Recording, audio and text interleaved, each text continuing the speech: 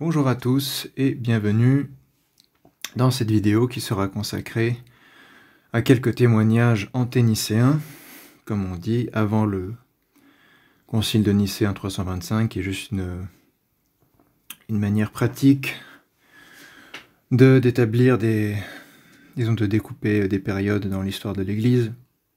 C'est pas forcément pertinent pour tous les sujets, mais on va la garder simplement comme convention historique. Donc, comme on a beaucoup plus de sources évidemment qui apparaissent à partir du IVe siècle, de la paix de l'Église, à partir de l'édit de Milan en 313, et ensuite, en général, on traite à part les 3 premiers siècles et le tout début du IVe siècle où on a moins de documents pour un certain nombre de raisons évidentes, historiques, politiques, etc.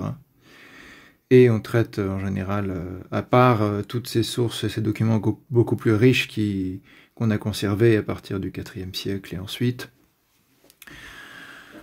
Et donc, simplement, il y a un de ces auteurs ecclésiastiques importants des 3 premiers siècles qui a écrit en particulier sur la question du voile, et donc on va le traiter à part. C'est Tertullien, fin 2e, début 3e siècle, qui a dédié vraiment plusieurs passages de son œuvre à la question du port du voile et à un débat qui avait lieu à son époque sur est-ce que les vierges, les femmes qui avaient fait un vœu de se consacrer à la virginité au Seigneur, avaient le droit d'aller à l'église sans le voile, etc. Donc il réagit à cette problématique à Carthage à son époque, et donc ça fait qu'on a un certain nombre de choses qui sont décrites et expliquées et argumentées par Tertullien, et donc ça mérite 1 ou 2 vidéos à part entière. Ici, on va prendre en compte tous les autres témoignages que j'ai trouvés et réunis en dehors de celui de Tertullien. Il y en a sans doute beaucoup d'autres que j'ai pas eu sous la main ou qui n'ont pas été suggérés à mon attention, que je ne connais pas encore, donc c'est pas du tout exhaustif, c'est juste essayer d'avoir globalement une petite idée des choses qu'on a conservées, surtout du 2e et du 3e siècle, puisque au 1er siècle on a déjà la première épître aux Corinthiens de saint Paul qui est assez suffisante en elle-même, pour savoir ce que pensaient les apôtres et les églises de Dieu, comme dit saint Paul, sur le sujet, puisqu'il fait appel à la pratique universelle des églises de Dieu dans les années 50 du 1er siècle. Mais au 2e siècle, on n'a pas énormément, dans ce que j'ai trouvé, de témoignages sur cette question, parce qu'il y avait des questions plus pressantes, et aussi parce qu'on n'a pas conservé beaucoup de choses du 2e siècle, et aussi parce que ce sont des choses qui relevaient plutôt de l'oralité, que de l'enseignement mis par écrit. Enfin, il fallait quand même avoir une controverse particulière ou un projet particulier pour parler de tous les détails de la liturgie et du comportement chrétien par écrit, alors qu'il y avait des persécutions et d'autres choses à faire, comme des apologies de la foi chrétienne, comme l'ont fait les apologistes, 2e et 3e siècle. Il y avait d'autres choses à faire, et on n'a pas conservé beaucoup de documents de cette époque. Donc c'est surtout au début du 3e siècle, fin 2e, début 3e, et ensuite qu'on commence à avoir plus de choses sur le sujet.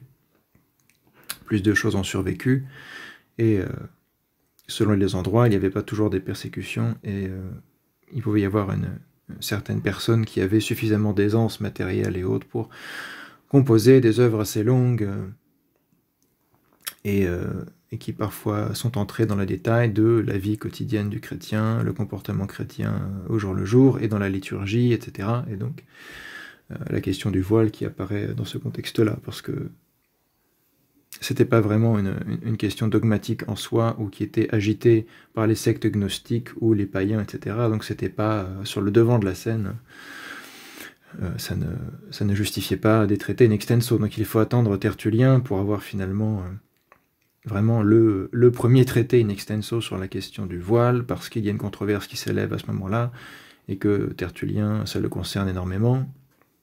La question de la modestie féminine, c'est pas le seul, mais on sait qu'il a écrit quand même plusieurs traités là-dessus, un qui s'appelle « De la toilette ou de l'ornement des femmes », dont on parlera un peu, deux textes qu'il a écrits à son épouse, puisqu'il était marié à sa propre épouse.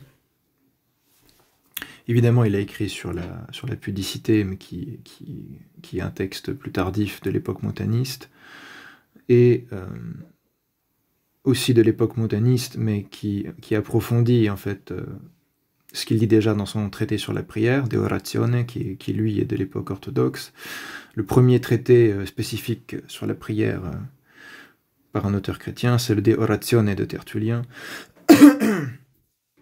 Et il développe déjà le gros de ce qu'il pense sur la question du voile, et il va l'approfondir et l'étendre dans le De Virginibus Velandis, que les vierges doivent porter le voile, doivent se voiler, qui est son traité le plus spécifique, sans doute le premier à être dédié à ce sujet-là. Donc on en parlera dans une ou deux vidéos séparées, selon le temps qu'il faudrait consacrer.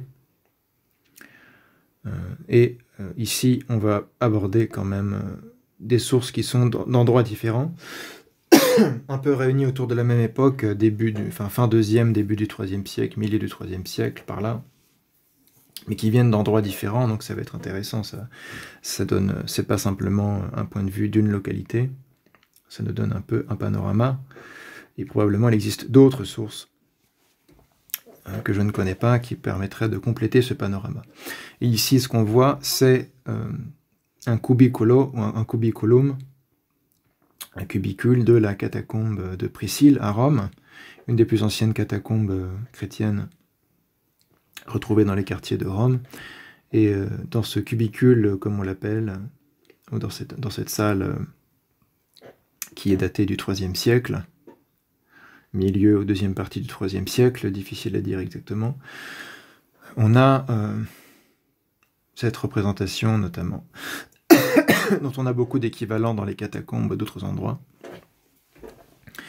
de la même époque ou d'époque ultérieure. Donc on a des femmes orantes, c'est-à-dire en prière, qui sont représentées avec le voile sur la tête.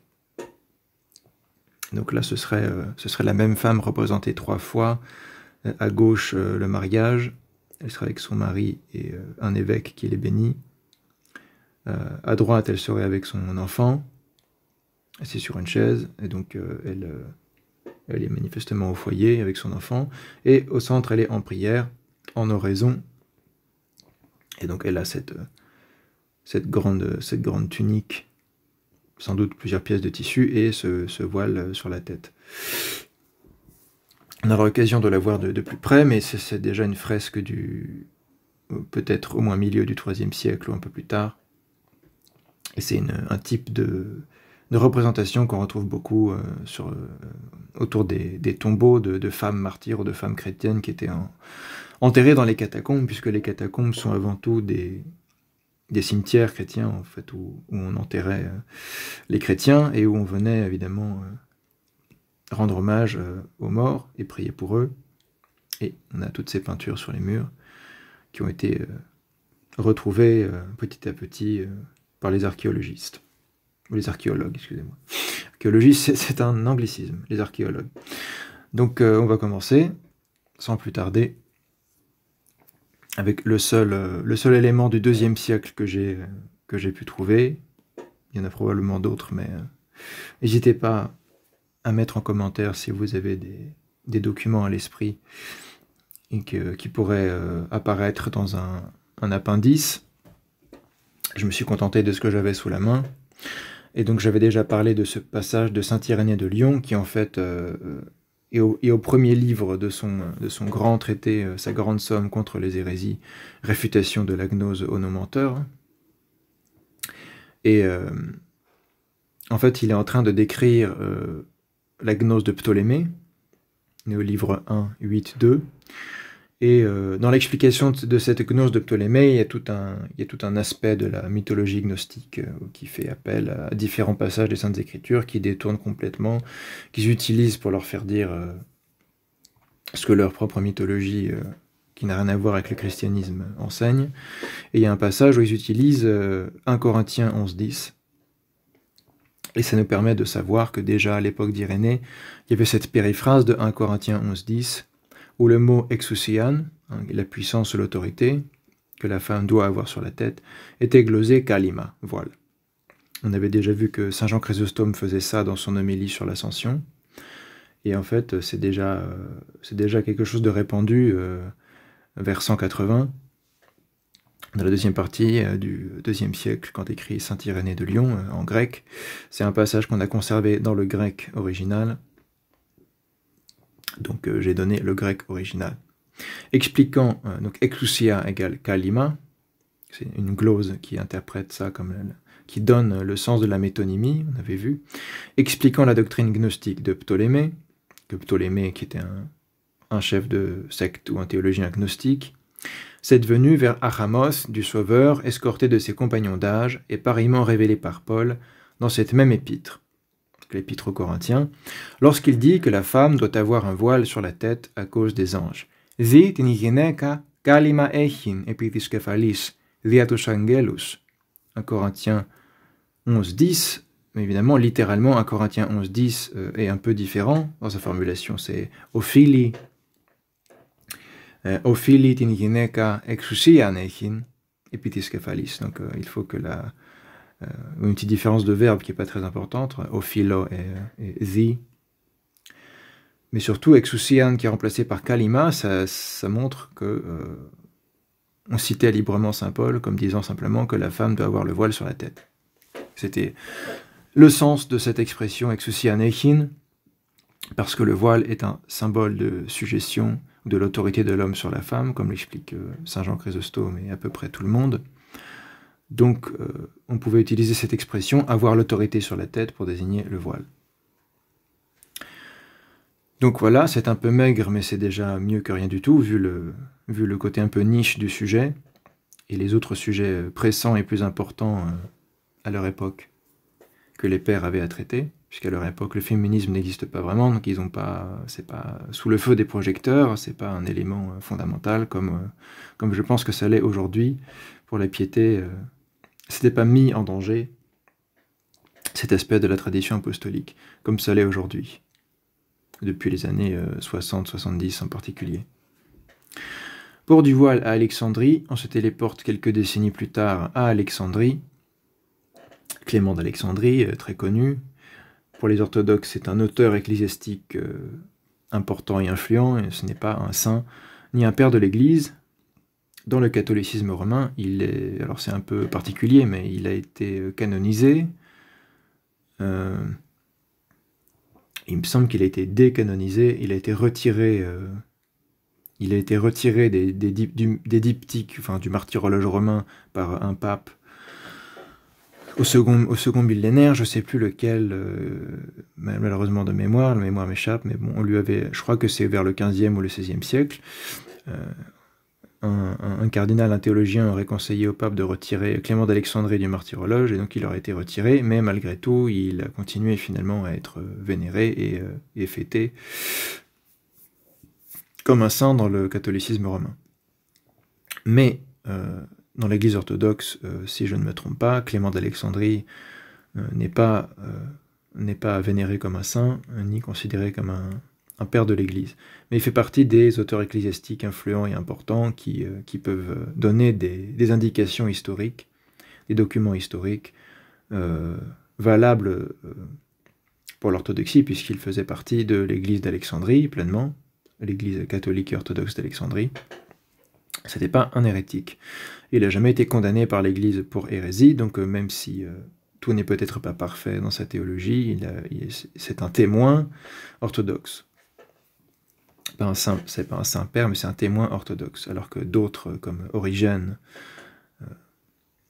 ou d'une manière différente Tertullien, ça dépend quelle œuvre on cite, de quel sujet ça aborde, mais Origène, c'est pas un témoin orthodoxe parce qu'il a été condamné par l'Église pour hérésie, même si de son vivant, il s'identifiait comme orthodoxe et catholique, il a été condamné, donc c'est pas un témoin qui doit faire autorité, ce qui explique très bien saint Vincent de Lérins au 5e siècle. On ne peut pas se fier simplement à Origène. Donc on aurait pu citer Origène dans le Florilège, mais on a fait exprès de ne pas le faire. Il y a sans doute des passages d'Origène qui font allusion, qui parlent du voile. Simplement, on ne l'a pas inclus parce que c'est pas forcément pertinent, autrement que historiquement.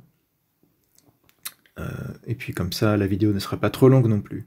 Mais Clément d'Alexandrie, ça reste quand même quelqu'un qui a un auteur ecclésiastique non condamné, et donc qui a plus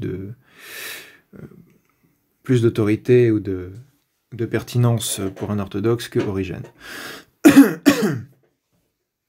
Donc voilà, on va voir quelques passages du Pédagogue, qui est l'œuvre de Clément d'Alexandrie qui aborde le plus la vie chrétienne au quotidien, l'éthique chrétienne, comment on se comporte, comment s'habille, comment pense le fidèle.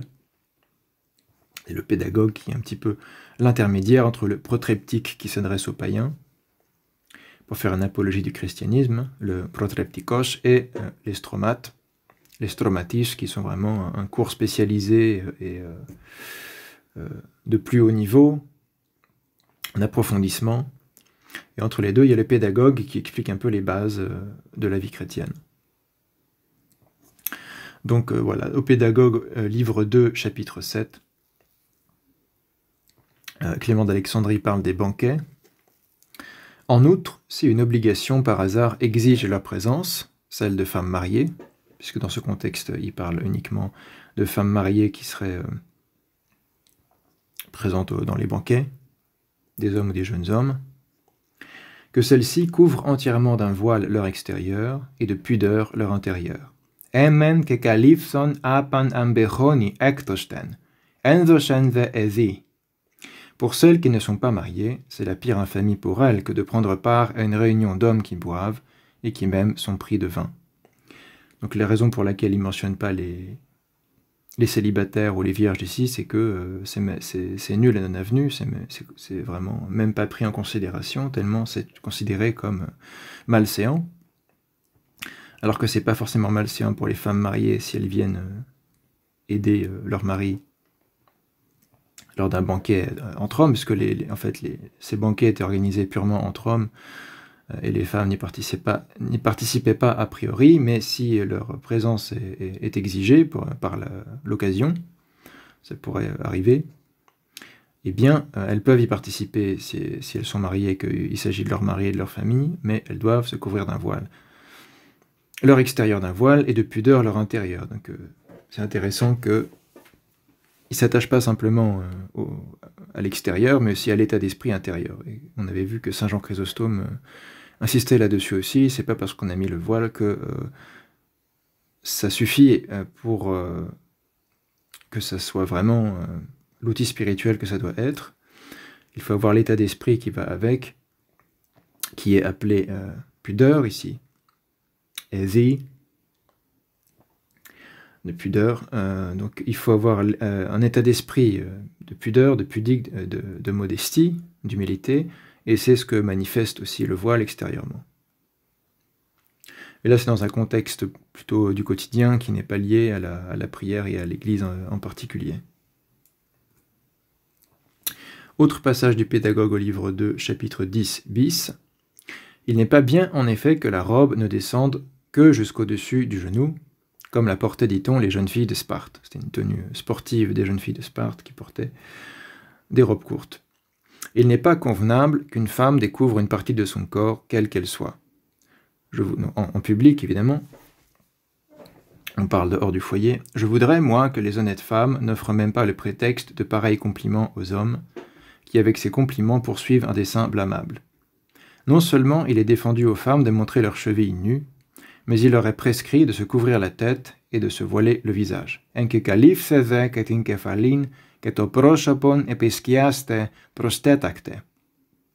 Petite note, Clément semble exiger en plus de se couvrir la tête, de se cacher aussi le visage, prosopon, possiblement avec le même voile. Enfin, il ne précise pas comment ça se fait, parce que ça devait être évident pour les gens qui vivaient à cette époque et à cet endroit-là. Malgré l'absence d'un tel détail chez saint Paul, saint Paul ne parle jamais de se couvrir le visage, mais bon, saint Paul parle uniquement de l'assemblée liturgique, donc c'est difficile de savoir comment ça se passait à son époque en termes de vie publique, pas à l'église, mais dans la vie quotidienne hors du foyer. Donc, on n'a rien chez saint Paul à ce propos, mais ça apparaît chez Clément d'Alexandrie, et ça apparaît un peu chez Tertullien aussi, et ça apparaît dans l'autre source qu'on verra aussi, syrienne, les Didascalies des apôtres. Donc c'était quand même quelque chose qui semble avoir été assez répandu au IIIe siècle, en tout cas dans certains endroits. Tertullien semble aussi, à la même époque, parler une fois de cacher le visage, dans De Oratione 22.9, et dans ce contexte-là, il parle d'une vierge et pas d'une femme mariée. Donc on voit que c'est pas simplement les femmes mariées en soi, que Tertullien suggère dans ce passage que les vierges de Carthage, en public, se voilaient aussi et se couvraient même le visage. Simplement, certaines refusaient de le faire à l'église, et donc c'est pour ça qu'il écrit un traité là-dessus. Mais en public, ça semble pas avoir été sujet à débat ou à controverse. C'était une étiquette de modestie féminine en public assez répandue dans le monde romain, et en particulier dans les milieux juifs et chrétiens. Cette pratique, également présente dans le judaïsme ancien, voire Histoire de Suzanne, dans le Daniel deutérocanonique de la Septante,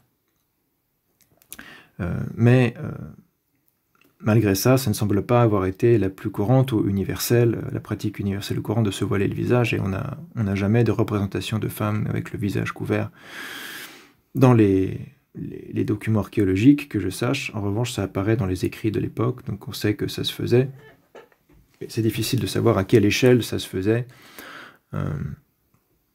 si c'était considéré comme aussi important que se voiler la tête. Mais ce qui semble le plus probable, c'est que se voiler la tête, c'était considéré comme la norme apostolique pour tout le monde, et que dans certains endroits, la norme de pudeur imposait aussi de se voiler le visage en public, pas nécessairement à l'église, d'où l'absence chez saint Paul, mais en tout cas en public. Difficile à dire. Si vous en savez plus là-dessus, n'hésitez pas. Tout ce que moi je sais, c'est que ça apparaît dans le judaïsme du Second Temple avec Suzanne. Et ça devait être pratiqué dans les milieux juifs de toute façon, mais est-ce que c'était une norme universelle? Difficile à dire. Et donc dans les milieux chrétiens, pareil, ça existait, mais est-ce que c'était considéré comme une obligation apostolique? Ça paraît difficile à dire. En tout cas, saint Paul ne le demande pas à l'assemblée liturgique. Continuons. Car c'est une impiété de faire de la beauté du corps un piège pour attraper les hommes. Et il n'est pas non plus raisonnable qu'une femme porte un grand voile de pourpre, ou une tenture teintée de pourpre, alorgo perapetajmati, pour attirer tous les regards. Donc d'une part, la pudeur demande aux femmes de se voiler, et pour Clément de se voiler le visage aussi, to proshopon episkiaste, mais il est aussi très opposé aux teintures, parce qu'à l'époque, on avait une pièce de tissu, par exemple une pièce de lin ou de laine blanche, et on pouvait les faire teindre de différentes couleurs, plus ou moins chères, et c'était un moyen de manifester sa richesse et d'être un peu bling-bling.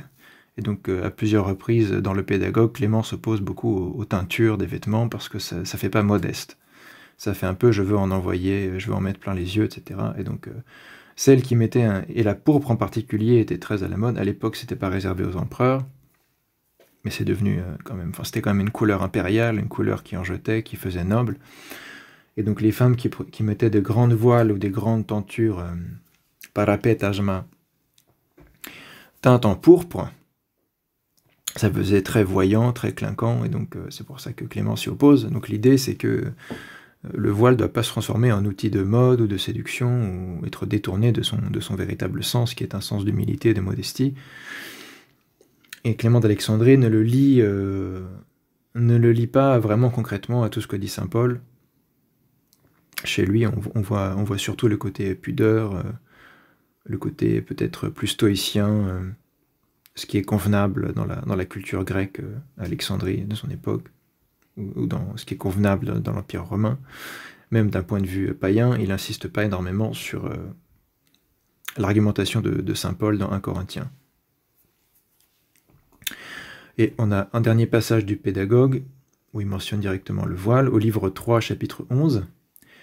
Et là, il parle de l'Église, donc ça nous intéresse un peu plus vis-à-vis de saint Paul et et de notre approche aujourd'hui.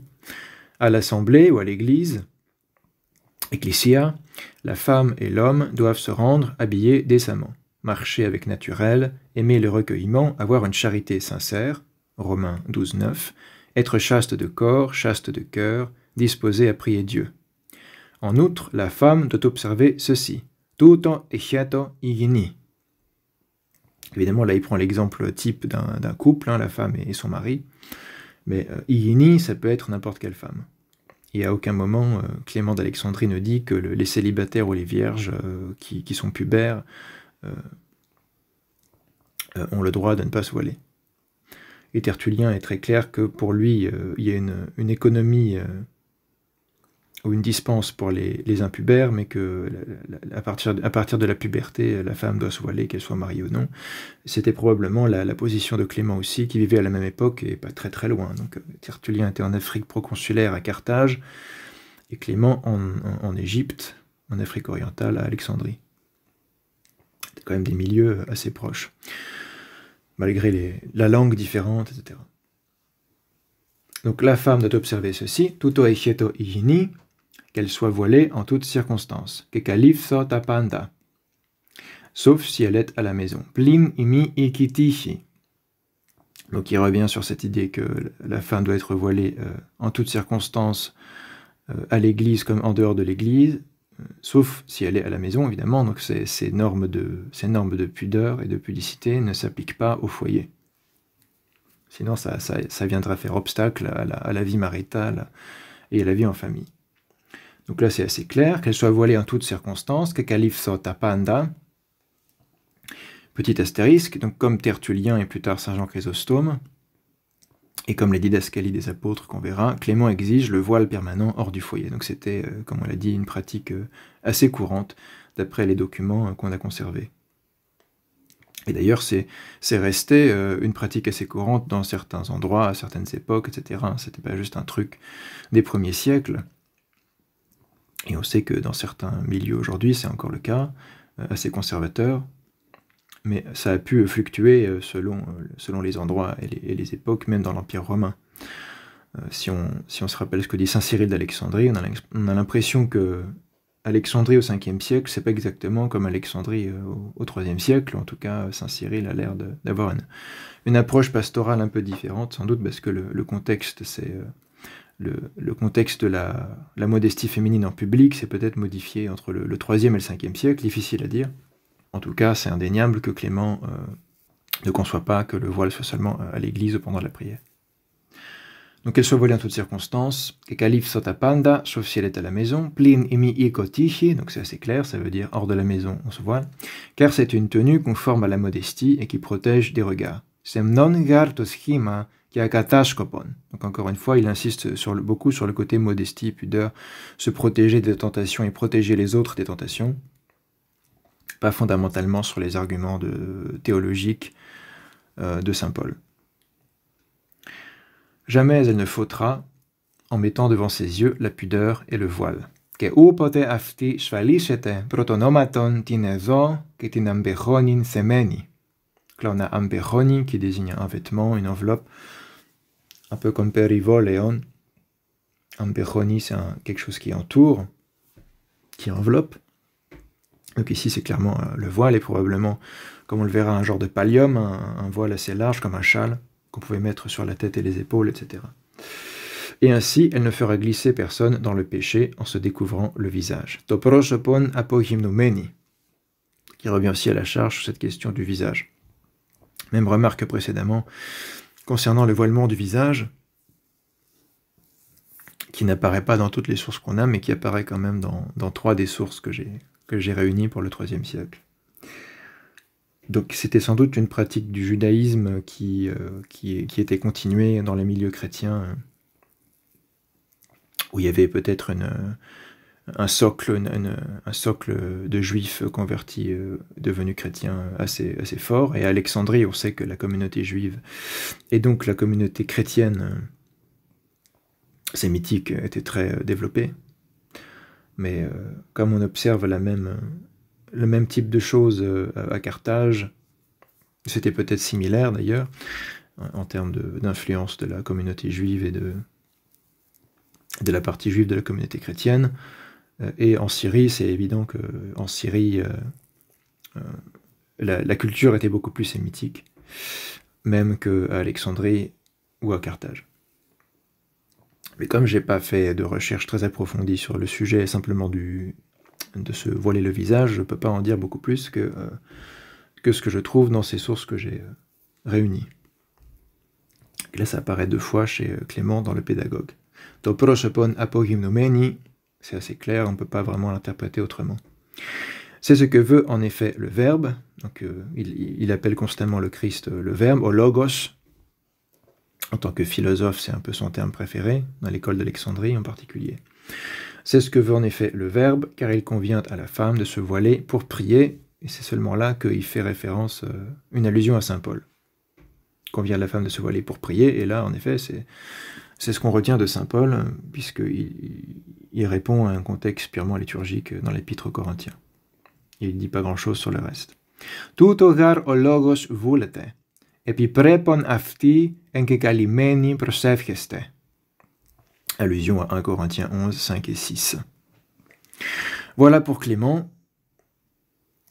Ça peut sembler pas grand-chose, mais vu la paucité et la rareté des textes sur le sujet à cette époque, c'est déjà pas mal. On n'a pas tant de documents de cette époque qui abordent les aspects les plus concrets de la vie chrétienne. Et pas seulement dans un cadre liturgique, mais dans un cadre quotidien. Donc le Pédagogue fait partie de ces rares textes, avec la didascalie des apôtres qui sera remaniée ensuite plusieurs fois, qui nous informe là-dessus, avec des détails qu'on peut trouver parfois ici ou là, chez Saint Justin ou Saint Irénée ou d'autres. Mais c'est un peu éparpillé. C'est pas tellement dans l'état d'esprit de l'époque d'écrire des traités spécifiquement là-dessus, ça vient petit à petit au IIIe siècle, IVe siècle. Et dans bien des cas, les traités de Tertullien sont les premiers qu'on trouve dans un genre, être spécifiquement sur un sujet. Par exemple, De Oratione sur la prière, c'est le premier traité chrétien qu'on a conservé, spécifiquement consacré à la prière. Et donc, et son traité du baptême, des baptismos, est aussi le premier traité chrétien qui parle spécifiquement du baptême. Donc on voit bien que c'est au IIIe siècle que commence à se développer la littérature chrétienne en langue latine en particulier, mais sur des sujets qui, même en langue grecque, n'ont pas forcément été spécifiquement abordés avant. Donc Origène écrira un traité sur la prière, mais après Tertullien. Et sur le baptême aussi, ça viendra après en langue grecque. Ça ne veut pas dire qu'on ne baptise pas avant ou qu'on ne prie pas avant, mais on voit que cette idée d'écrire des traités spécifiques sur tel ou tel sujet de la piété chrétienne elle-même, plutôt que de conserver ça à l'oral, ça se met en place petit à petit. Mais l'oralité a une présence et une importance fondamentale à l'origine, dans la transmission de la foi chrétienne, et on écrit simplement ce qu'on est obligé d'écrire pour essayer de défendre la foi, et pour la prédication, etc. Puisque le christianisme est minoritaire, est persécuté et mal vu, et que la plupart des chrétiens sont de conditions modestes, des esclaves ou des hommes libres de basses conditions, et que écrire, ça suppose des moyens. À cette époque, même si le papyrus est moins cher que le parchemin, ça suppose quand même des moyens. Maintenant, on se déplace à Rome, en Italie, toujours un texte qui a été écrit en grec, mais on n'a pas conservé le grec original dans son entier, donc ce sera la version latine que je cite, avec des références de vocabulaire au grec. La tradition apostolique à Rome, un fameux texte de saint Hippolyte de Rome, une compilation, un travail de compilateur canonique, on peut dire, de saint Hippolyte de Rome, qui est mort en 235, donc il écrit le gros de son œuvre dans les 3 premières décennies du IIIe siècle. Il aurait été peut-être originaire de l'Orient de l'Empire, peut-être d'Égypte, peut-être d'Alexandrie, c'est difficile à dire. En tout cas, il était hellénophone, hellénographe, et on sait qu'il a été disciple de saint Irénée de Lyon, notamment. Il fait partie de ces auteurs qui, encore au début du IIIe siècle, à Rome, écrivent uniquement en grec, et s'expriment prioritairement en grec, qui était la langue par excellence, la langue du Nouveau Testament et de la Bible des Septante, etc. Et donc c'est que peu à peu que le latin est adopté par les théologiens et la liturgie en Occident et en Italie. C'est principalement au cours du fin 3e, début 4e siècle, je dirais de mémoire, que petit à petit on utilise le latin pour la haute théologie spéculative et pour la liturgie aussi. Donc Tertullien, c'est un exemple très ancien et très précoce en Afrique, mais en Italie et à Rome, c'est assez différent. À Rome, la culture grecque, comme dans le sud des Gaules, reste très prédominante chez les chrétiens. Donc, on a ce passage de la tradition apostolique qui réunit en fait ce que saint Hippolyte de Rome considère comme étant inclus dans la tradition apostolique. Et c'est quand même un traité qui est écrit assez tôt, avec ce titre-là, début du IIIe siècle, contemporain, ou un peu plus tôt que justement la fresque qu'on voit ici à gauche, qui est un zoom sur l'orante voilée de la catacombe de Priscille, IIIe siècle. Cette femme en prière, l'attitude de prière ancienne, debout, les mains levées vers le ciel, c'est l'attitude de prière assez universelle à l'époque, pas seulement chez les chrétiens, c'est quelque chose de très répandu, mais les chrétiens notamment priaient ainsi, on était debout, les mains levées. On n'était pas assis à se tourner les pouces, et on voit le voile mis sur la tête. Mais ce que va décrire saint Hippolyte, c'est un voile un peu différent, on va voir ça. Il y avait différents types de voiles, évidemment. Quand le docteur a cessé de faire la catéchèse, ça parle d'abord des catéchumènes ici, quand le docteur a cessé de faire la catéchèse, les catéchumènes prieront à part, séparés des fidèles, puisque les catéchumènes ne sont pas censés participer à l'office eucharistique.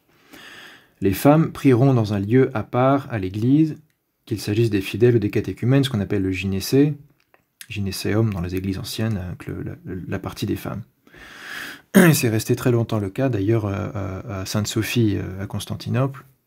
Il y avait un gynécée, une partie des femmes, et les femmes assistaient à la liturgie en hauteur, sur les balcons, la partie haute, et les hommes étaient dans la partie basse.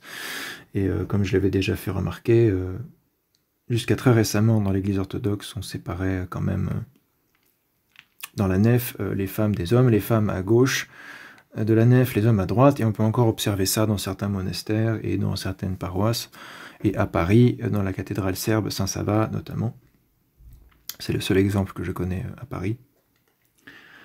Mais c'est une pratique très ancienne de séparer les hommes et les femmes pendant la prière, encore une fois pour des raisons d'étiquette, de convenance, etc. Et c'est aussi décrit dans les constitutions apostoliques assez en détail. C'est partie de la taxis de la liturgie, de l'ordre, de ce que signifiait être ordonné, katataxin, dit saint Paul, selon l'ordre. Les enfants avec les enfants, les femmes avec les femmes, les veuves avec les veuves, les vierges avec les vierges, les hommes avec les hommes, etc. Plusieurs groupes qui étaient comme ça placés à différents endroits par le diacre d'ailleurs. Les diacres et les diaconesses qui avaient ce rôle de placer les gens, les diaconesses pour les femmes et le diacre pour les autres, pour les hommes en particulier. Petit aparté sur le catéchuménat ancien et les pratiques pas seulement anciennes, mais qui ont été gardées dans l'Église. D'ailleurs, pareil pour les catéchumènes, c'est dans la liturgie de Saint Jean Chrysostome et de Saint Basile qu'ils doivent partir après la lecture de l'Évangile.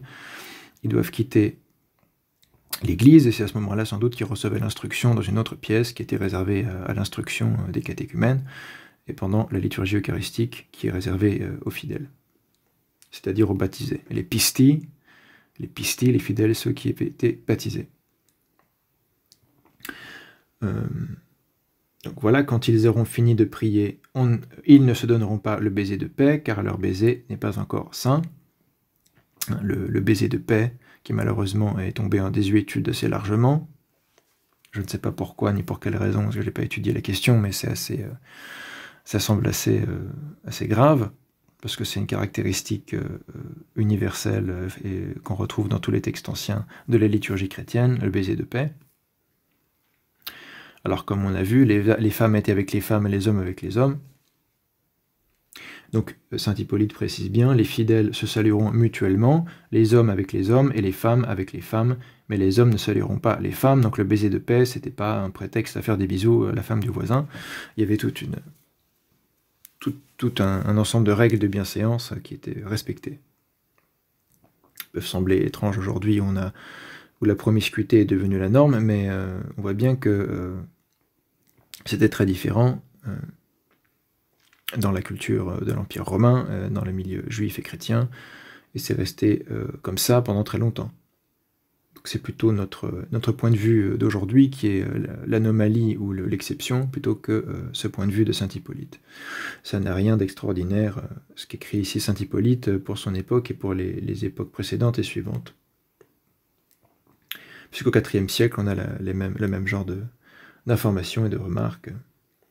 Donc voilà, le baiser de paix est la partie qui nous intéresse. Les femmes se couvriront toutes, qu'elles soient catéchumènes ou non, c'est les femmes, catéchumènes comme non catéchumènes, mariées comme pas mariées, les femmes se couvriront toutes la tête d'un pallium.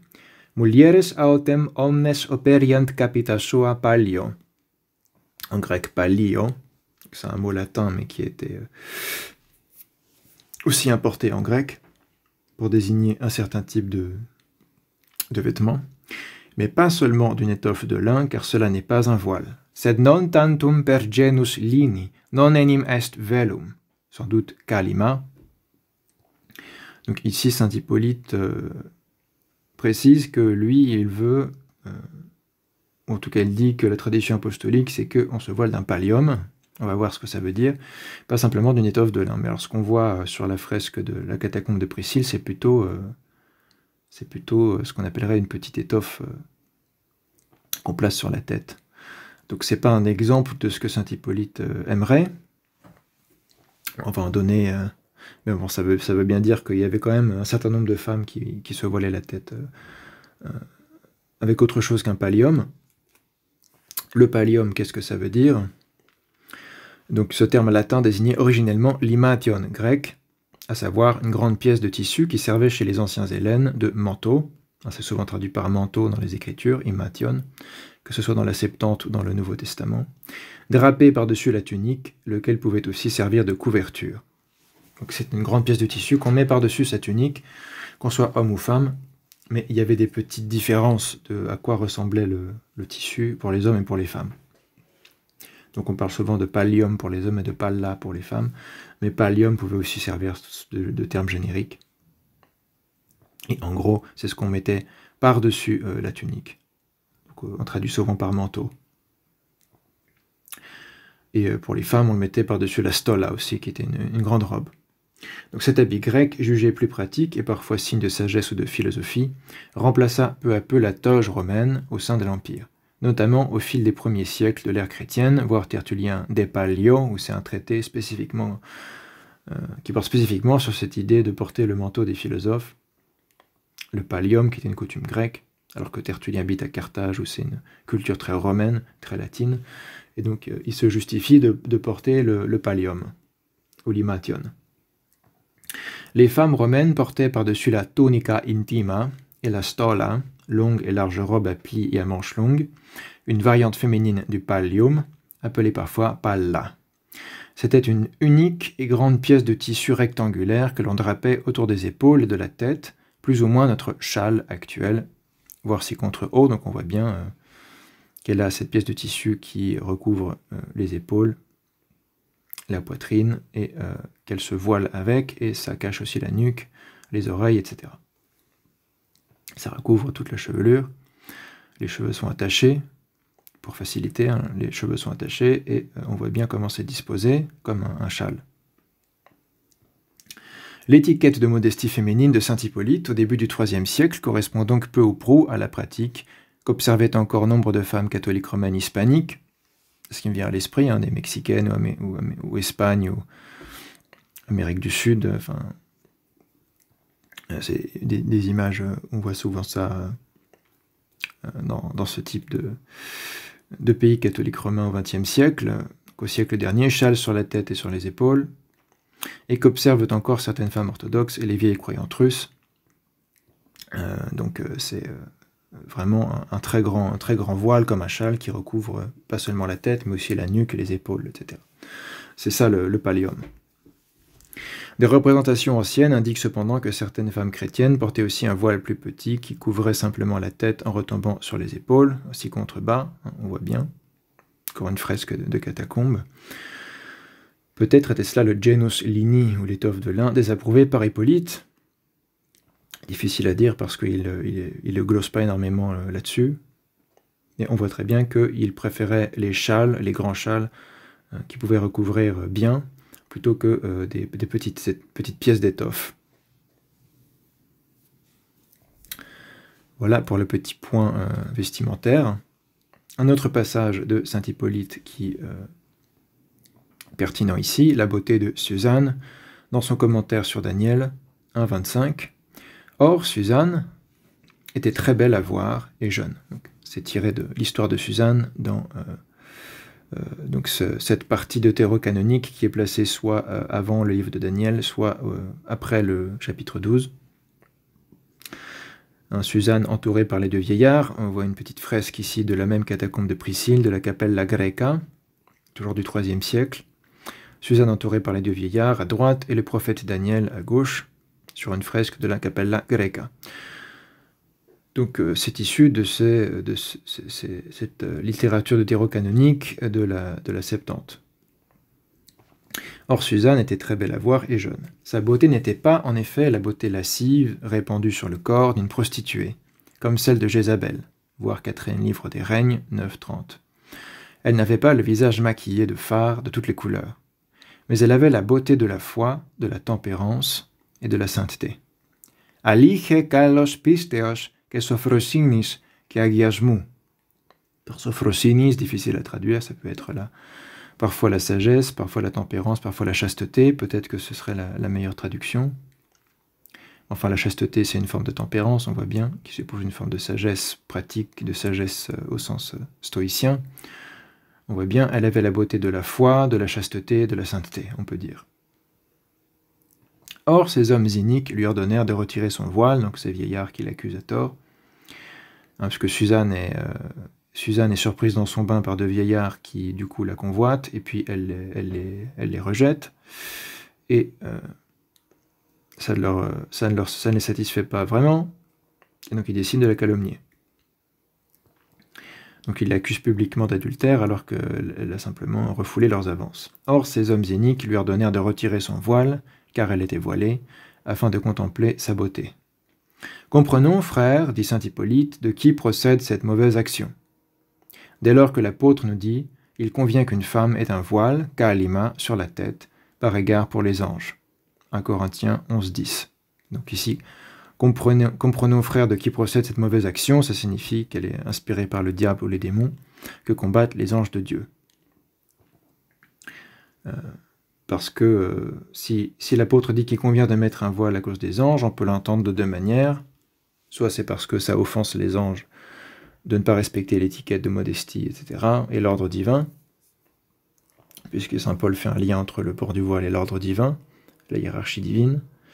Et donc, ceux qui conseillent de ne pas le mettre, ça vient forcément des ennemis des anges qui sont les démons, les anges déchus.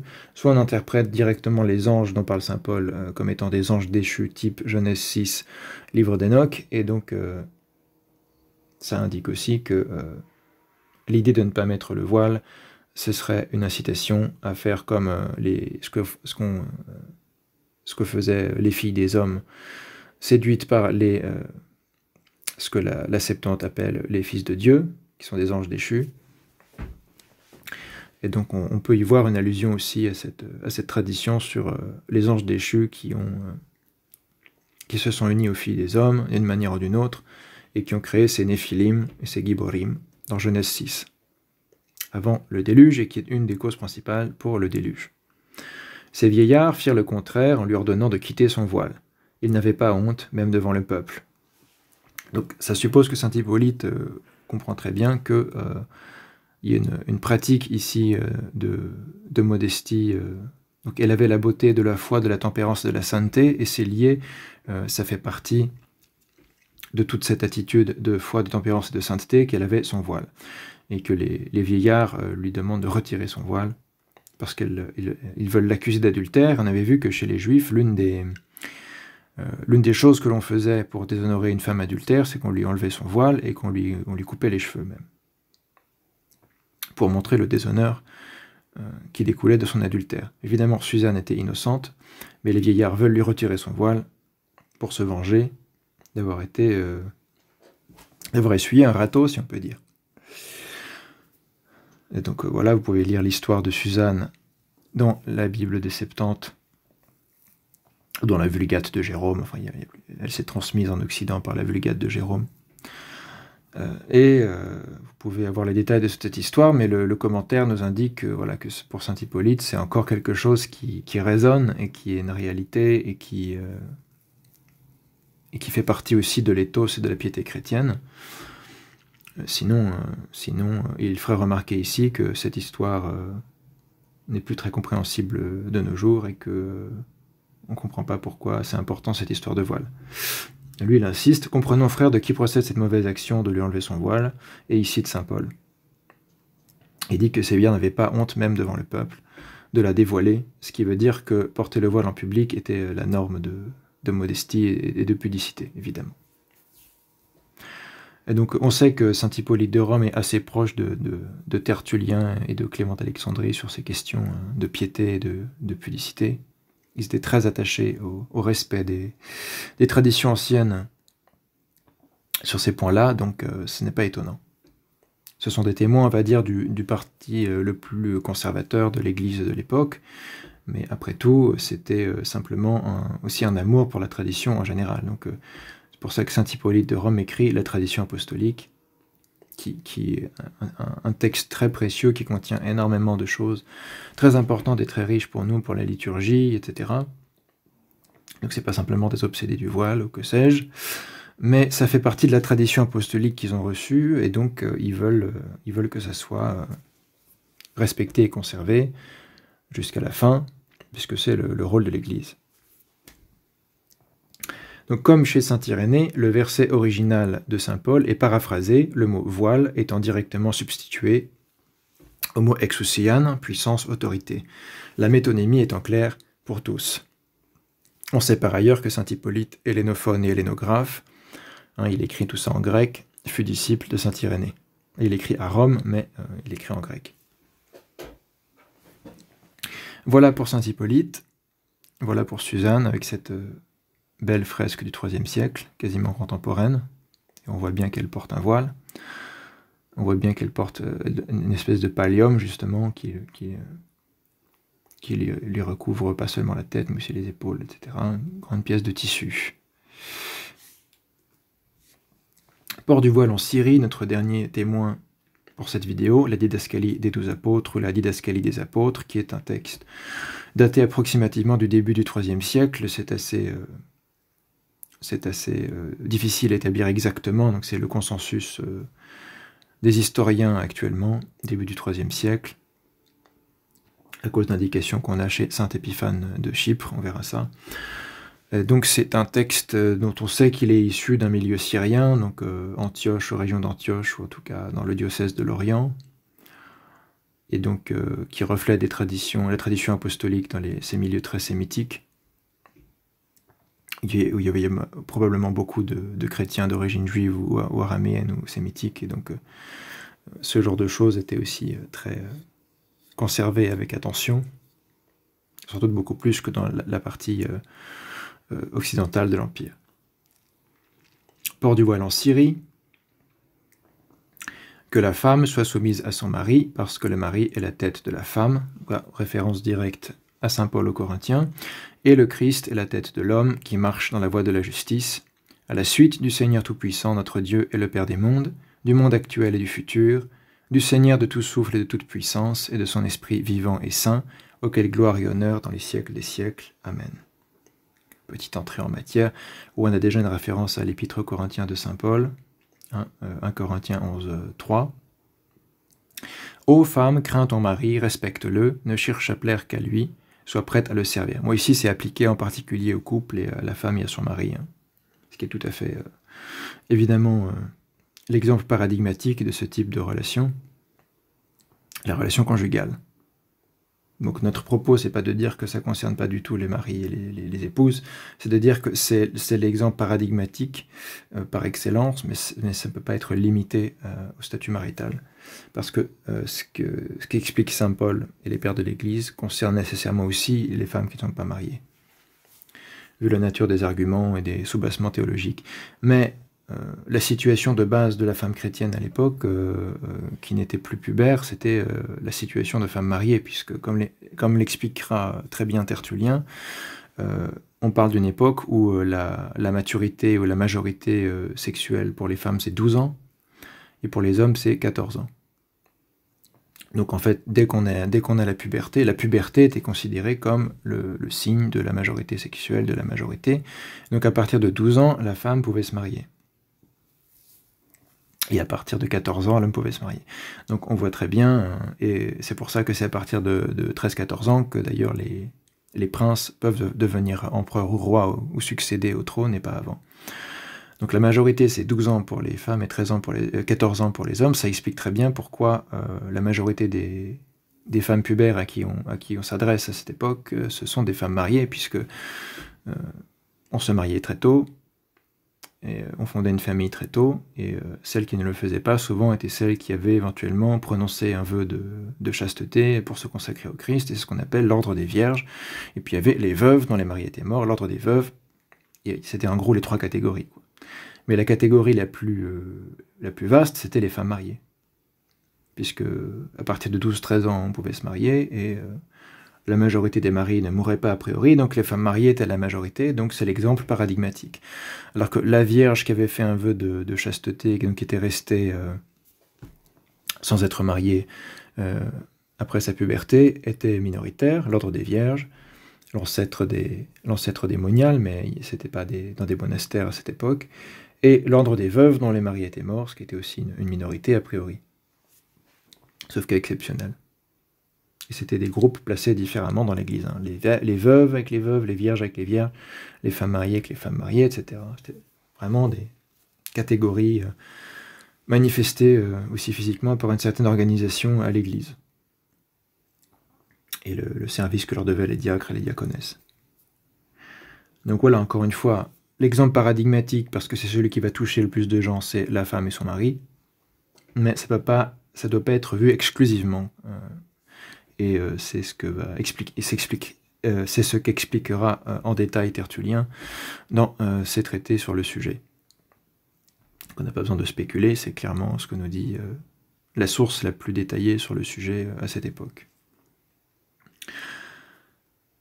Donc reprenons, ô femme, crains ton mari, respecte-le, ne cherche à plaire qu'à lui, sois prête à le servir. Que tes mains soient dans la maison et ton esprit au fuseau, quand il est dit dans la sagesse, etc. Donc là, citation de Proverbes, 31, 10 à 31 et 12, 4, toute une suite de citations des Proverbes de Salomon. Vous avez appris quelle louange reçoit du Seigneur Dieu la femme pure qui aime son mari, qui a été trouvée fidèle et qui cherche à plaire à Dieu. Toi donc, ô femme, ne t'orne pas pour plaire aux autres hommes. Ne te tresse pas des chevelures de courtisane, et ne revêt pas un vêtement de prostituée, ne mets pas des souliers afin de ressembler à celles qui sont ainsi, pour attirer à toi ceux qui sont pris par ces choses.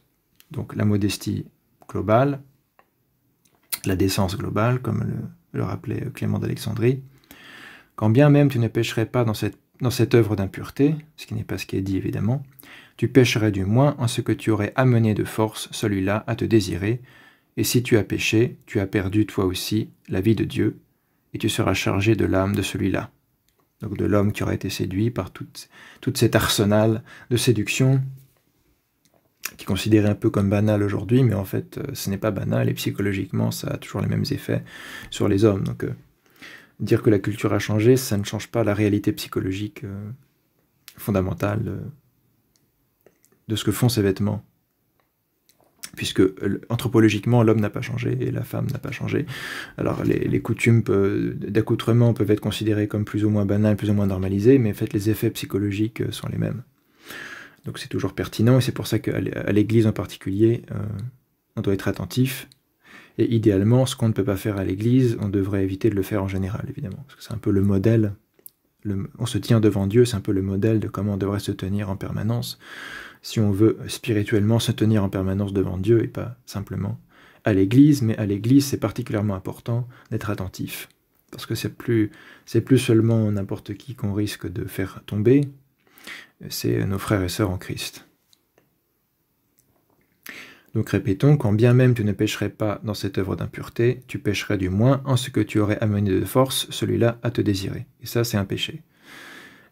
Cet argument de « c'est pas ma faute si il fantasme sur moi, etc. » Non, ça n'existe pas, c'est du rejet de responsabilité, on est tous responsables de l'image qu'on renvoie. Et on ne peut pas faire croire aux gens, on ne peut pas faire croire sérieusement que peu importe ce qu'on porte, l'image qu'on renvoie, ça dépend uniquement du regard des autres. Non, il y a des codes objectifs, il y a des choses objectivement qui ont certaines conséquences psychologiques, qui vont être des sources de tentation. Et on ne peut pas simplement rejeter la faute sur ceux qui vont en être victimes parce qu'ils sont plus faibles psychologiquement. Ils ont leur part de responsabilité et de culpabilité aussi, mais c'est partagé en fait, c'est pas tout l'un ou tout l'autre, c'est partagé entre celui qui sachant très bien que il est habillé de manière immodeste, va provoquer ou risque de provoquer toutes sortes de réactions en chaîne qui vont être au détriment spirituel de la personne, et celui qui, évidemment, par manque d'ascèse, de contrôle de soi, va être tenté de désirer, d'être amené à désirer, de regarder, etc., etc. Donc il y a les deux aspects, mais les deux aspects, pour mener le combat spirituel, on met tous les avantages de notre côté, et donc on intervient sur les deux aspects. Donc on dit aux hommes d'avoir une ascèse du regard, de se concentrer sur la prière, d'essayer de rester droit dans leurs bottes, ce que d'ailleurs dit la didascalie des 12 apôtres juste avant, il y a un chapitre sur les hommes avant celui sur les femmes. Donc au chapitre 2, probablement, là on est au chapitre 3. Et du côté des femmes comme du côté des hommes, simplement aussi se présenter de manière modeste, humble, non clinquante, non séductrice, pas comme des prostituées. Ça vaut pour les deux genres, les deux sexes. On ne s'habille pas en gigolo, on ne s'habille pas en prostituée. On vient modestement, on vient se présenter devant Dieu, et du coup, on a mis toutes les chances de notre côté pour éviter tout danger spirituel. Et ça a toujours été ça l'idéal. Et c'est à ça que servent ces histoires de convenance, de décence, etc. C'est en lien avec le combat spirituel, c'est pas du formalisme. Le formalisme pur, ça n'existe pas. C'est vraiment quelque chose que... Enfin, dans l'état d'esprit, la piété chrétienne, ça n'existe pas. C'est quelque chose qui est le fruit d'une mauvaise compréhension de la pratique, mais la pratique chrétienne en elle-même n'est jamais formaliste. Elle a une justification théologique, éthique, ascétique. C'est pour le bien de la vie spirituelle, c'est pour lutter contre les tentations démoniaques, etc., etc. Et donc, tout ça est important pour le salut. Et donc, le centre de la vie chrétienne, c'est de chercher le salut, la sanctification, la déification, la glorification, tout ce que vous voulez, s'acquérir le royaume de Dieu, une place auprès du Christ, c'est le centre de la vie chrétienne. Et tous ces aspects-là de la piété chrétienne sont conçus, transmis, configurés pour nous aider, nous donner des armes et des armures pour acquérir le salut. Et c'est comme ça qu'il faut voir les choses et qu'il faut comprendre les choses. Et c'est que quand on les comprend mal qu'on fait du formalisme. Mais les choses en elles-mêmes ne sont pas responsables de la mauvaise utilisation qu'on en fait, j'en ai déjà parlé. Sinon, on arrêterait de tout faire. On ne pourrait plus rien faire si une mauvaise utilisation décrédibiliserait la chose elle-même et justifierait qu'on l'abolisse. Finissons avec ce passage-là. Donc voilà, si tu as péché, tu as perdu toi aussi la vie de Dieu. Donc c'est sérieux, on voit bien que c'est lié à quelque chose d'essentiel dans la vie spirituelle. Elle a perdu la vie de Dieu parce qu'elle ne se rend pas compte qu'en s'habillant de manière relâchée et lascive, elle entraîne dans le péché et dans la tentation tous ceux qui vont la regarder. Et c'est juste une réalité objective, psychologique et spirituelle. C'est pas de la théorie, c'est pas des plans sur la comète, c'est du concret. Et dans l'ascèse chrétienne, on part avec du concret, parce qu'on veut vraiment arriver quelque part. C'est vraiment une science expérimentale. C'est une science expérimentale de comment se préserver, comment préserver la grâce de son baptême et comment croître dans la foi et dans la grâce divine. Puis, quand tu auras péché contre un, tu glisseras de toi-même et tu iras aussi contre les autres, comme il est dit dans la sagesse, et encore citation des Proverbes 18.3. Et donc après, ça devient passionnel, ça devient un cercle vicieux, et on ne peut plus s'en empêcher. Et en fait, c'est de la vaingloire et de la vanité, c'est le désir d'être désiré, même si on ne veut pas forcément aller jusqu'à toutes les conséquences que ça peut provoquer. Il y a à la racine de tout ça un désir d'être désiré, dans un sens passionnel, et ce désir d'être désiré est déjà pécamineux. C'est ce qui explique que le combat spirituel est déjà perdu à partir du moment où on laisse passer ce désir d'être désiré, en particulier pour les femmes mariées qui ont déjà l'homme de leur vie et qui n'ont pas à en chercher d'autres. Et après, on peut trouver des excuses, évidemment, pour plaire au mari, je fais ceci et cela, et d'ailleurs, les témoignages que je cite dans d'autres passages parlent aussi du fait, bon d'accord, Clément d'Alexandrie, il me semble, bon d'accord, la femme mariée doit aussi en quelque sorte essayer de satisfaire son mari quand il a des exigences de ceci et cela, mais il dit quand même, c'est encore mieux si la femme chrétienne arrive à inciter son mari à arrêter d'avoir ce genre d'exigences et de la ramener à lui aussi vers plus de décence, de modestie, de piété, etc.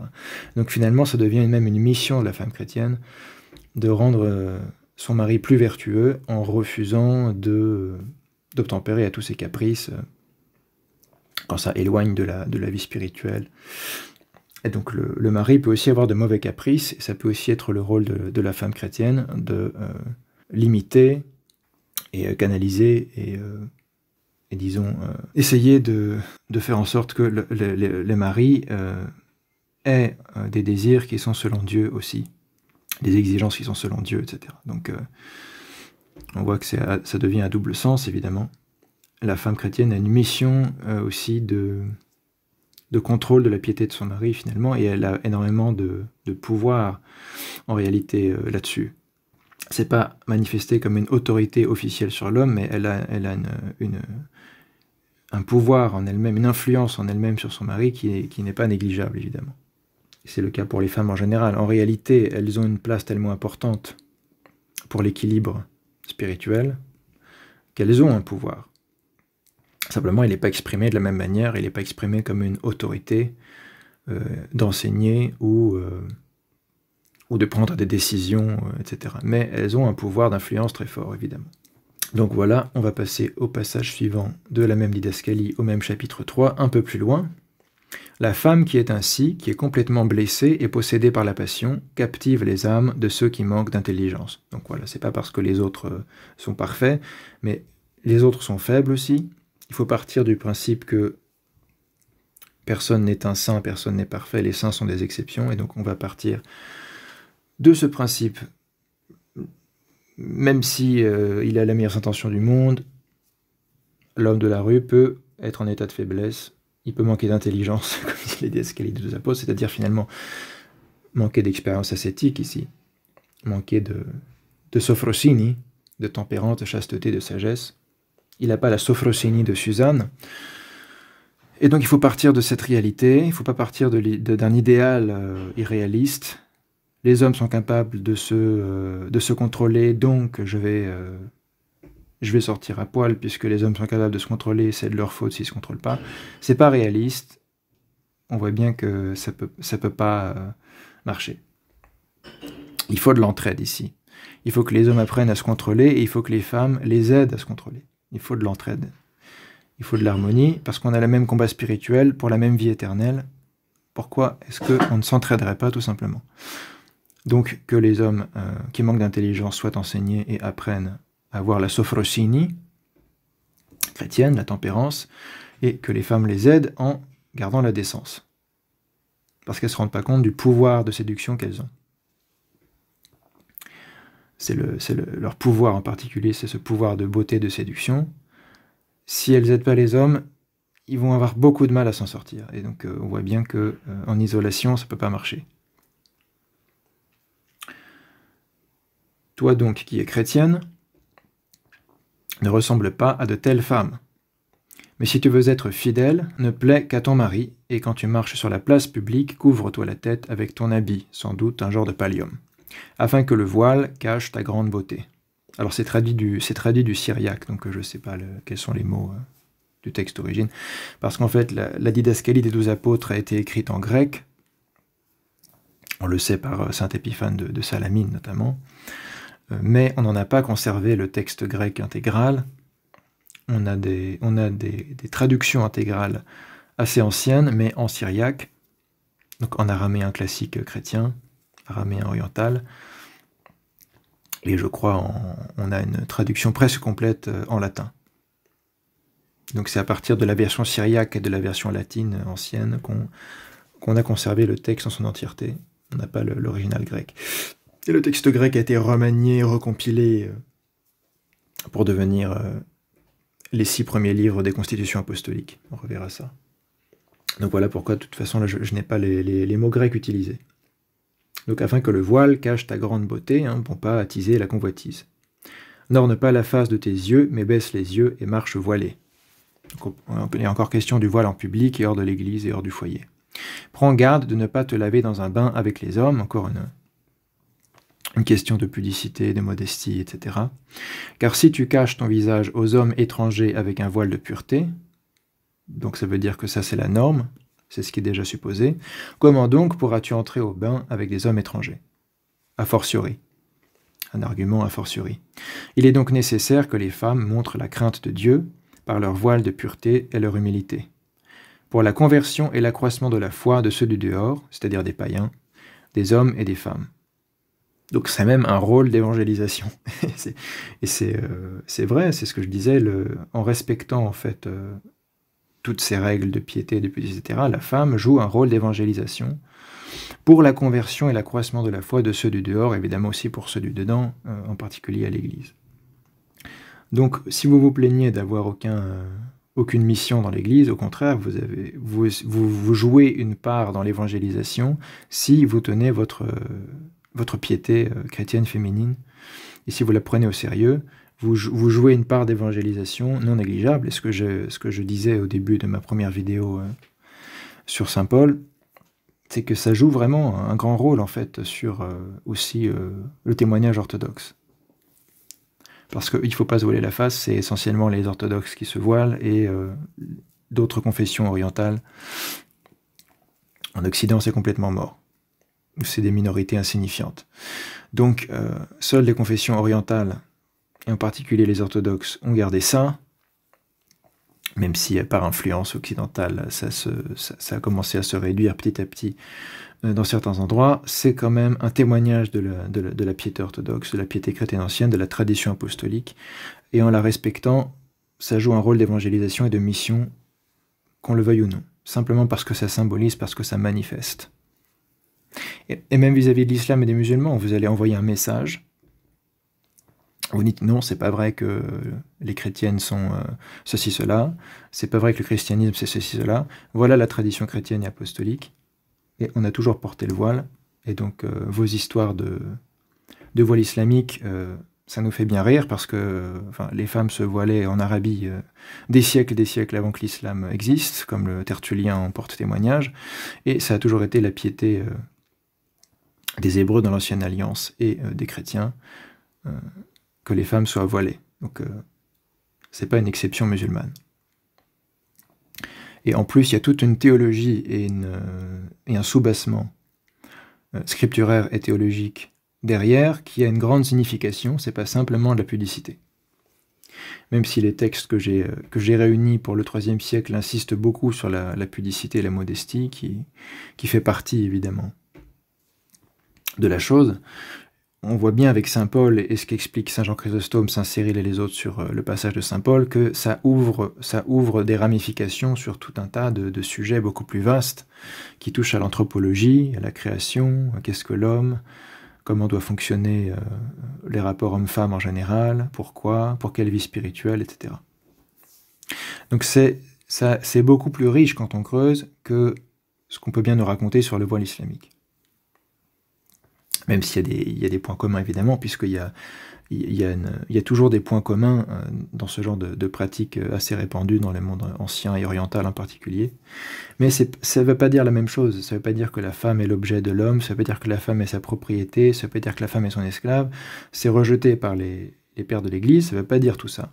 Ça veut dire ce que dit saint Paul et ce qu'expliquent les saints pères de l'Église en termes d'anthropologie, de hiérarchie fonctionnelle, etc. Donc ça a un sens uniquement et fondamentalement chrétien, issu aussi de la tradition de l'Ancienne Alliance, et ça renvoie quelque chose de la femme chrétienne qui est authentique, qui signifie quelque chose d'authentique, et qui peut aussi avoir une influence et une œuvre d'évangélisation sur les musulmanes et les musulmans, qui se poseraient des questions et qui hésiteraient pour des raisons de pudicité, de modestie, ou parce qu'ils pensent que les choses traditionnelles et la famille traditionnelle et les valeurs traditionnelles sont mieux conservées dans l'islam. C'est pas vrai si on regarde le christianisme orthodoxe, qui est l'orthodoxie, qui est le christianisme apostolique. On voit bien que nombre de leurs arguments tombent à l'eau, parce que ce qu'ils ont à l'esprit quand ils font ces critiques-là, c'est des protestants et des catholiques romains protestantisés post-Vatican II. Donc, nombre de critiques qui pourraient être justes pour les anglicans, les protestants de tous bords et les catholiques romains actuels tombent à l'eau quand on parle de l'orthodoxie. Quand elle est prise au sérieux, on voit bien que elle renvoie une image beaucoup plus forte, et ça fait partie de l'évangélisation. C'est souligné déjà par la didascalie des 12 apôtres au début du IIIe siècle en Syrie. Et si nous vous avons un peu réprimandé et instruite, ô vous qui êtes nos sœurs, nos filles et nos membres, pas nos esclaves et nos objets, quant à vous, comme des personnes sages, recherchez et choisissez-vous ce qui est beau, précieux et sans opprobre dans l'habitation de ce monde. Apprenez et sachez ce par quoi vous pourrez arriver au royaume de notre Seigneur et vous reposer, après lui avoir plu par vos bonnes œuvres. Donc, hop, ça fait la connexion avec le salut, le royaume de Dieu, le repos éternel, la vie éternelle. La boucle est bouclée. On voit bien que le sens de tout ça, c'est pas seulement de la norme sociale, seulement de c'est ma femme et pas la tienne. C'est un combat spirituel. C'est un combat spirituel. Et c'est ça le voile chrétien. Maintenant, on va voir quelques passages de la version grecque remaniée dont j'ai parlé, qui s'appelle les Constitutions apostoliques. Les 6 premiers livres, en tout cas, sont une extension et une version interpolée petit à petit de la didascalie des apôtres. Et on voit que le premier passage a été conservé assez bien, de manière assez proche de ce qu'on a vu dans la traduction syriaque. Donc, Constitution apostolique, livre 1, 8, 23, 24 et 9, 1. Donc, l'interpolation daterait du IVe siècle. Vous qui êtes chrétienne, gardez-vous donc d'imiter pareille femme. Puisque tu veux être croyante, préoccupe-toi de ton mari, cherche à ne plaire qu'à lui seul, et sur les places, couvre-toi la tête. Car en te voilant, tu te déroberas au regard des indiscrets.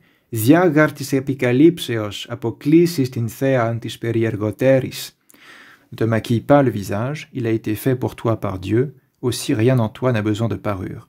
Puisque tout ce que Dieu a fait est très beau. Genèse 1, 31, Kalos, bon et beau à la fois.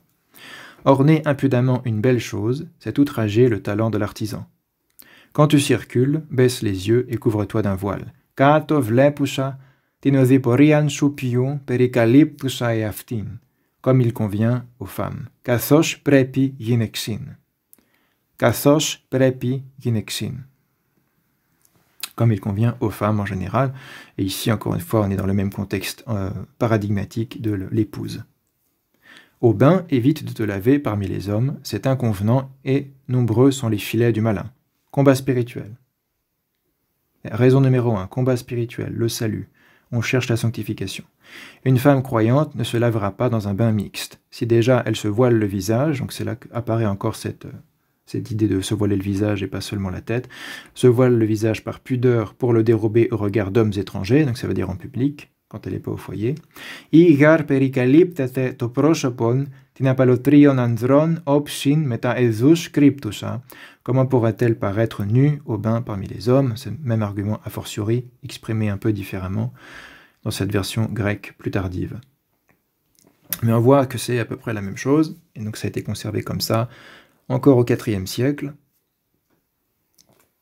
Un autre passage qui est dans la Constitution apostolique au livre 2, mais qui fait partie des ajouts qui ont été faits au fil du temps, qui ne sont pas dans la version syriaque, la traduction syriaque plus ancienne. Donc au livre 2, paragraphe 57, on a ceci. Ensuite, donc ça parle ici de l'office eucharistique, de la liturgie. C'est un passage, il y a des choses très très riches dans les constitutions apostoliques. Donc même si les constitutions apostoliques ne font pas autorité parce qu'elles ont été interpolées, qu'il y a des passages qui laissent penser, qui ont laissé penser que c'était interpolé par des ariens ou des pneumatomaques, c'est pourquoi les constitutions sont rejetées en tant que telles par le canon 2 du Concile Quinisexte, mais les 85 canons des apôtres sont validés, qui sont à la fin du livre 8. Il y a quand même beaucoup d'éléments qui sont authentiques dedans. Et donc si on arrive à voir les interpolations un petit peu douteuses de théologie christologique et autres, qu'il ne faut pas prendre pour argent comptant, ça contient énormément d'informations anciennes qui remontent vraiment à des textes plus anciens du IIIe siècle, qui véhiculent vraiment des traditions chrétiennes anciennes qui étaient acceptées en général. Et donc c'est une lecture très riche sur tous les passages sur la liturgie, la vie quotidienne, etc. Donc ensuite aura lieu le sacrifice eucharistique. Tout le peuple se tiendra debout et priera dans le calme. Lorsque l'oblation aura été faite, chaque groupe séparément, puisqu'on a vu que les fidèles étaient répartis par groupe, selon leur sexe et leur statut, etc. Chaque groupe séparément communiera au corps du Seigneur et au précieux sang, de façon ordonnée. Et à la taxis, comme le demande saint Paul, que tout se fasse katataxin, dans l'ordre, selon l'ordre, avec respect et piété, car il s'approche du corps d'un roi. C'est pas n'importe quoi, c'est la Sainte Eucharistie. Quant aux femmes, elles s'approcheront des saints-dons avec la tête tout à fait voilée, comme il convient au groupe des femmes. Donc on a vu avec saint Hippolyte de Rome que c'est ce qui convenait en général pendant la prière, et donc là en particulier, quand on s'approche des saints-dons, il ne faut pas enlever son voile à ce moment-là, parce que ça reste justement la norme. Il faut garder les convenances même quand on s'approche des saints-dons. Ça ne veut pas dire qu'il faut se voiler seulement quand on s'approche de l'Eucharistie. Parfois j'en vois qui font ça, mais c'est pas une exégèse possible de ce que dit saint Paul dans l'Épître aux Corinthiens. C'est pas quand vous vous approchez des saints-dons, c'est quand une femme prie ou prophétise. Donc c'est pendant tous les offices. Mais là c'est un passage qui parle en particulier de l'oblation eucharistique, donc c'est dans ce contexte-là que c'est rappelé quelle est la piété orthodoxe féminine ici. Quant aux femmes, elles s'approcheront des saints-dons avec la tête tout à fait voilée, comme il convient au groupe des femmes, évidemment en général. Και οι γυναίκες κατακεκαλυμμένε την κεφαλήν, ως αρμόζει γυναικών τάξη, προσερχέστοσαν. Donc, ως αρμόζει γυναικών τάξη, c'est vraiment comme il convient à la taxis des femmes. C'est traduit par le groupe des femmes, que la taxis, ça pourrait être le rang ou l'ordre. Dans ces différents groupes de fidèles répartis dans l'Église, le rang ou l'ordre des femmes, qui sont ensuite divisés en vierges, femmes mariées et veuves. Leur taxis, c'est la taxis gynekon, taxis des femmes, et donc ce qui leur convient, armosi, c'est d'être katakekalimene tinkefalin, donc avoir la tête tout à fait couverte, parce que c'est un participe parfait, ça insiste sur le côté tout à fait, complètement, correctement couverte. Katakekalimene, le verbe katakalipto, participe parfait, passif. Si contre l'hémorrhoïs, voilé d'une palla, touche la frange de l'imation du Christ. Donc il a son pallium, son imation, on voit, cette espèce de pièce de tissu qu'il a par-dessus sa tunique. Donc c'est un passage évangélique, évidemment, l'hémorroïs touche la frange du manteau, c'est souvent traduit par manteau, mais donc c'est l'imation, le fameux pallium, et on voit qu'elle est évidemment voilée elle-même d'une palla, hein, une large pièce de tissu qui lui recouvre aussi les épaules et la nuque, et pas seulement les cheveux. Catacombes de Pierre et Marcelin, Rome, 4e siècle, même plutôt début du 4e siècle. Donc on n'est pas très très éloigné de l'époque aussi de la catacombe de Priscille. Défense de la didascalie des apôtres, parce qu'évidemment c'est un texte qui est beaucoup mis en doute quant à son authenticité, puisqu'il se prétend être la parole des apôtres, etc. S'il était littéralement une œuvre d'un apôtre, il serait dans le Nouveau Testament, sans doute, mais ça peut aussi être un moyen de compiler, de réunir des traditions orales de la prédication apostolique en la mettant dans la bouche des apôtres, et c'est pas un mensonge, puisque ce sont des choses qui remontent aux apôtres, mais simplement qui n'ont pas figuré dans les épîtres de Paul, etc., qui ont été conservées, mais on sait que nombre de choses étaient enseignées par les apôtres, qui ne sont pas conservées dans les écrits du Nouveau Testament, et donc cette idée de didascalie des apôtres, même si ça daterait du début du IIIe siècle, ça resterait plutôt une manière de dire, voilà la tradition qui nous vient des apôtres, même si celui qui les compile et qui les rédige littéralement n'est pas un apôtre et qu'il est au début du IIIe siècle. Il ne faut pas voir ça comme une espèce d'entreprise de faussaires malhonnêtes, etc. Parce que c'est pas comme ça que c'était conçu à l'époque. Ça signifiait quelque chose de le mettre sous le nom des apôtres. Ça ne voulait pas dire que c'était une entreprise de falsification forcément, ça peut être le cas, comme beaucoup de sectes le faisaient, mais c'est pas le cas, si simplement c'est une manière de dire toutes ces traditions qu'on a et qui sont respectées dans les églises, ça remonte, on les invente pas, ça remonte au 1er siècle. Et donc c'est pour ça que saint Épiphane de Salamine, lui, tout en disant que beaucoup mettent en doute les didascalies, lui, il en défend l'authenticité, en tout cas la justesse quant à ce que ça décrit en termes d'ordre ecclésiastique et de valeurs chrétiennes. Donc dans son Panarion, sa somme hérésiologique, livre 2, Hérésie 70, 10.1, sur les Audiens, saint Épiphane dit, sur ce point, les Audiens citent la constitution des apôtres, den diataxinton apostolon, qui correspond à ce qu'on appelle la didascalie des apôtres, laquelle est tenue pour douteuse par beaucoup, mais n'est pas apocryphe, car elle contient tout ordre canonique. Et on n'y trouve aucune falsification de la foi, ni de la confession de foi, ni de l'administration de la règle canonique ou du dogme de l'Église.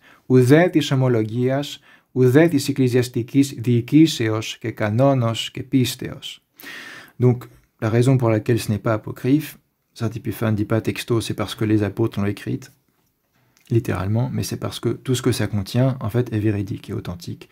C'est vraiment la tradition que l'Église a héritée du 1er siècle, même si le texte en lui-même n'est pas de plume apostolique et donc n'est pas dans le Nouveau Testament, ça reste un texte important pour connaître la discipline chrétienne, puisqu'on n'y trouve aucune falsification de la foi, contrairement à ce que le Concile Génisexte reproche aux constitutions apostoliques, qui sont plus tardives.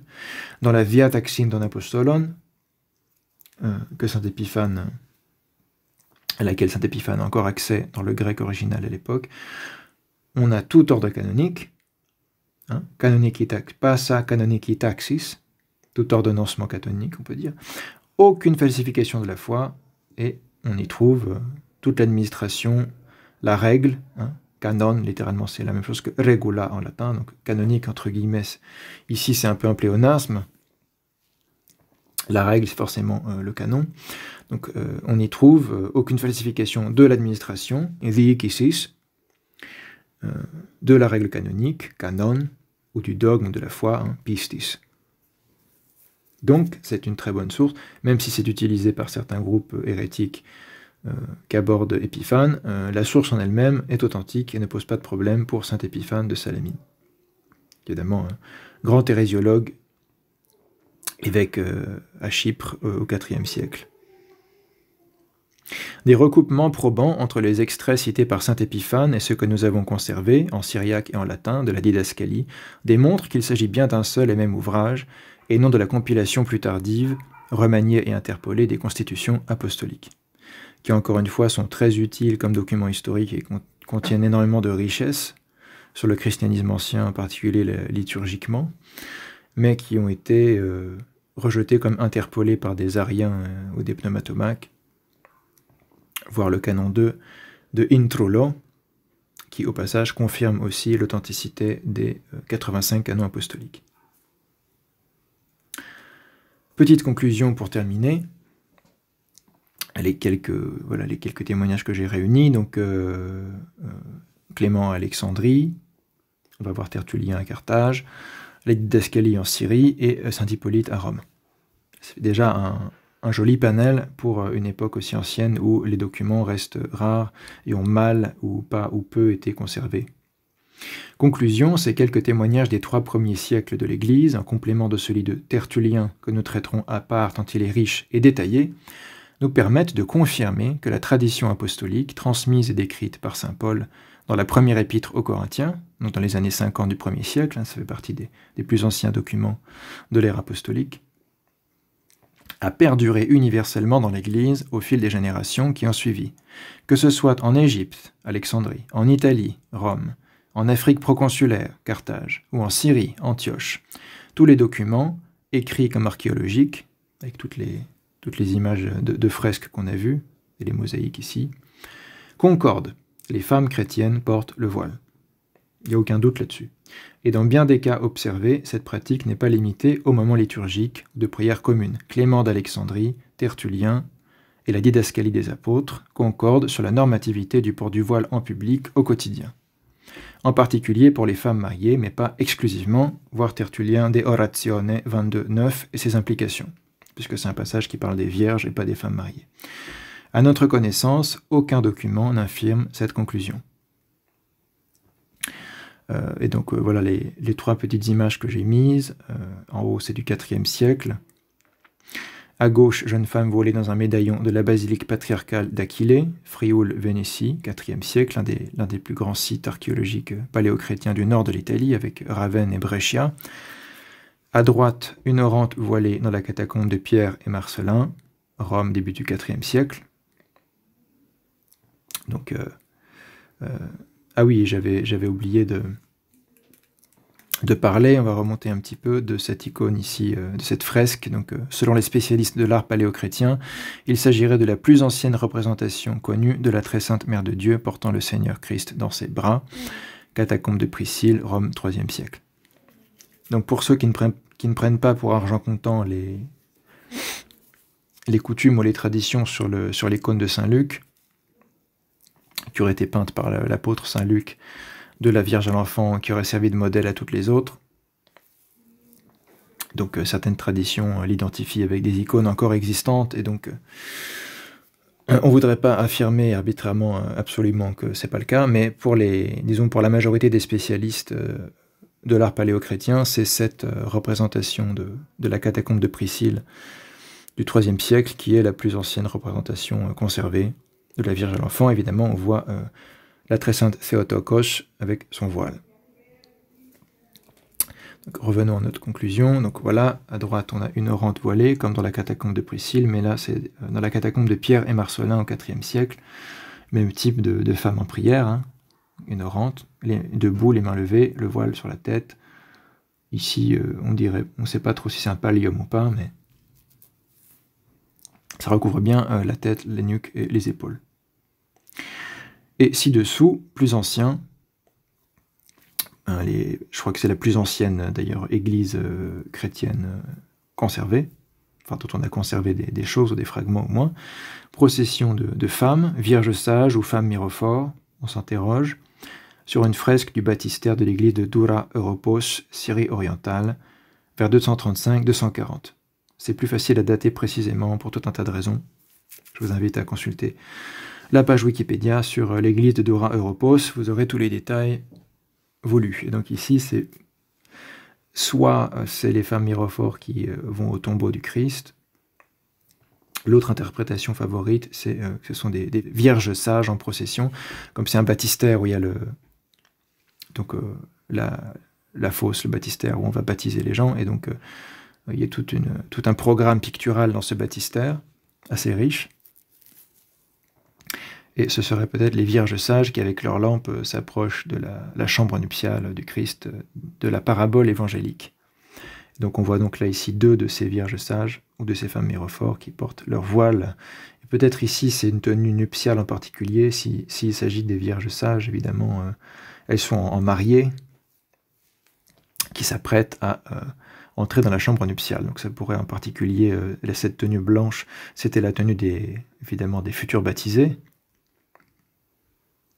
On était baptisé nu, et ensuite on recouvrait une tunique blanche, en signe de pureté, qu'on conservait plusieurs jours, voire une semaine. Et là, donc elles sont en tenue blanche, mais ça peut aussi être une référence au côté nuptial de la parabole évangélique. Difficile à dire dans le détail. En tout cas, on a ces 2 femmes avec un grand voile blanc sur la tête. Voilà, on va s'arrêter ici pour le port du voile avant Nicée. On va approfondir la même époque avec Tertullien dans une prochaine vidéo. Merci à tous, au nom du Père, du Fils et du Saint-Esprit. Amen.